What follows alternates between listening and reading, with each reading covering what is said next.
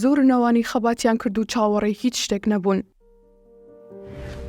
لەسەر باوەڕ و کوردایەتی گیانی خۆیان کردە قوربانی و ئەوانی تر لێوەی فێر نەبوون.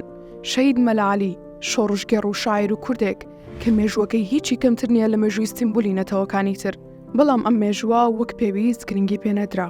تا ئێستاشی لەسەر بێدنەوە تازە پێگەیشتوەکانمان ئەم مێژووە گرنگی نەتەوەکەیان نازانن، بۆیە پێویستە بزانن شاعیر و شۆڕژگەڕ و نیشتیمان پەروەر حوسێن مەولود ئەحمەد ناسراوە بە مەلعەلی لە ساڵی 1953 لە گوندی بەردی قەزای ماوەت سەر بەناوچەی شارباژەر لەدایک بووە.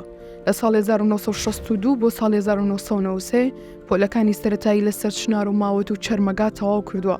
لە ساڵی 1971 بۆ ساڵی 1972 پەیوەندی کردووە بە زنجیرەی ڕۆشنبیری کۆمەڵی ڕەنجدەرانی کوردستان، بۆیە لە ساڵی 1974 دەکرێت بە لێپرسراوی ڕێکخراوی تۆڵەی کۆمەڵی ڕەنجدەرانی کوردستان. لە ساڵی 1976 چووەتە زانکۆی سلێمانی کۆلێژی ئەدەب لە بەشی کوردی، بۆ کاتێک فەرمانی دەستگیرکردنی بۆ دەردەچێت ناتوانێت بچێتەوە بۆ زانکۆ و خوێندن تاو ناکات.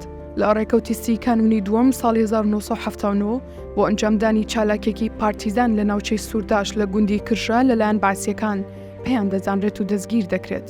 دوای دەستگیرکردن و ئەشکەنجەدانێکی زۆر لە زیندان و دەستگاکانی ڕژێمی بازدا لە ڕۆژی 6 حزیرانی ساڵی 1979 لە دادگای هەیئەی خاسەی کەرکووک بە شێوەیەکی نمایشی لە چەند خولەکێکدا بەبێ ئەوەی پارێزەری هەبێت دادگایی دەکرێت و بڕیاری لە سێدارەدانی بەسەردا دەسەپێنرێت. لە دوای دەرچوونی فەرمانی لە سێدارەدانیەوە تا ڕۆژی جێبەجێکردنی حکومەکەی کە تەنیا 45 ڕۆژی خایاندووە، زۆرترین هۆنراوە و تێکستی دوای خۆی جێهێشتووە و لە شەوی 22 لەسەر 23 تەمموزی 1970 لە زیندانی مووسڵ لەگەڵ دوو هاوڕێی تری بەناوەکانی ئەڵوان عومەر حسین و عەلی عالی حسین لە سێدارە دەدرێن. شەهید مەلعەلی یەکێک بووە لەو شۆڕژگەڕانەی ئاستی خوێنەواری بەرز و کوردزانێکی باش بووە.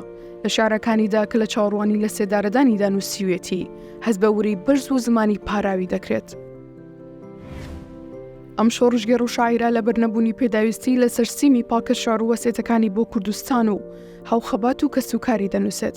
دواتر لە ڕێگەی زیندانیەکی ترەوە شعرەکانی دەچێتە دەرەوەی زیندان و دەگاتەوە سلێمانی و نافەوتێت. ئەم شاعیرە زۆر عاشقی کوردستان و سروشتەکەی بووە.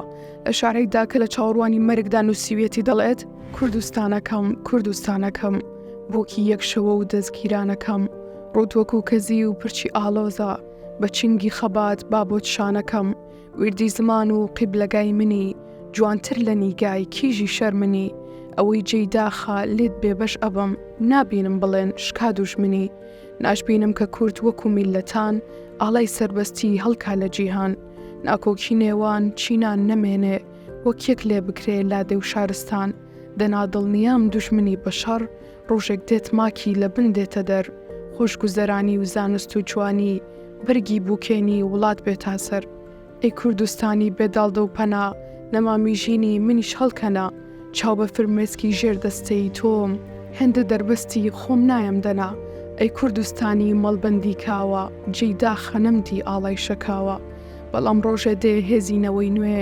کۆشکی زۆرداری پێ هەڵتەکاوە. لە زانیاریەکانی ژیانی مەلعەلیدا شتێکی سیر هەیە کە ئەبوو بەکر کوکەی دەڵێت کاک عەبدوڵڵای برام کە هاوڕێی شەهید مەلعەلی بوو بۆی باس کردم حاجی ژن عایشە جێگای بەهەش بێت کە دایکی شەهید مەلعەلی بوو. لەو کاتەدا کە شەهید مەلعەلی کوڕی لە سێدارە درا دەستی بەرز دەکردەوە بۆ بارەگای خودای گەورە و دەیگوت خوای گیان سەددام چۆن جەرگی منی سووتاند توش ئاوا جەرگی بسووتێنە. خوای گەورە دوای زیاتر لە 24 ساڵ دوعای حاجی ژنی قبول کرد. لە بەرواری 22 حوتی 2003 هەردوو کوڕی سەددام حوسەین عودە و قسەی لە شاری مووسڵ کوژران. ئەوەش یەکسانە بە بڕواری شەهیدکردنی مەلعەلی. شەهید حوسێن مەولود کە ناسراوە بە مەلعەلی 45 خولەک پێش لە سێدارەدانی بۆ کەسوکاری کە بە دەرونی بەرزەوە نووسیوێتی هەوڵی داوە بە مەرگی وری دانەبەزێت و دەڵێت بسم الله الرحمن الرحیم. خزمان براکانم دایک و خوشکەکانم باوکە گیان داواکارم لە هێزدانی مەزن کەوا خواسە بوریت بدات. باوکە گیان زۆر بەداخەوەم کەوا لەسەر مەرگدا نەمبینیت کەوا ڕیشە سپێ پڕغەمەکانت ماچ بکەم. برایانم تکام وایەکە گوێڕایاڵی قسەی دایک و خاڵ و مام و باوکم بن و لە قسەی باوکم دەرنەچن بە هیچ جۆرێک. هاوڕێی شیرینم غازی فاسڵ دێت بۆلاتان هەروە بزانن من هاتوومەتەوە ئیتر بخواتان ئەسپێرم. حوسێن مەولود شووری سێدارەی مووسڵ شەوی 22 لەسەر 23 حوتی 1970 کاتژمێر 11:15 خولەک چاوەڕێی خنکاندنم.